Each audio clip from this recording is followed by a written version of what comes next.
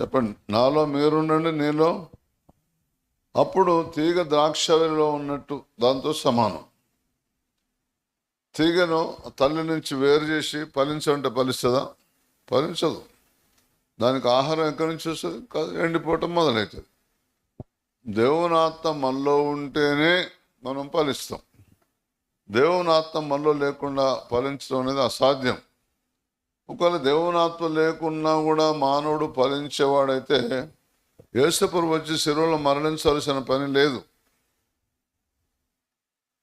చెప్పండి. యేసుప్రభువు వచ్చి శిలువలో మరణించవలసిన అవసరత, తండ్రి కుమారులు ఒడంబడిక.